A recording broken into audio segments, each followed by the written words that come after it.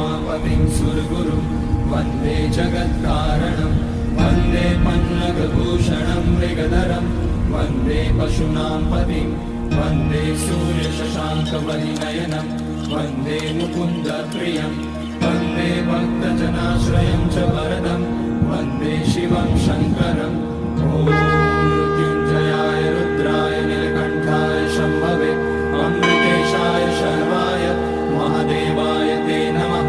नमस्तेऽस्तु भगवन् विश्वेश्वराय महादेवाय त्र्यम्बकाय त्रिपुरान्तकाय त्रिकाग्निकालाय कालाग्निरुद्राय नीलकण्ठाय मृत्युञ्जयाय सर्वेश्वराय सदाशिवाय श्रीमान् महादेवाय नमः।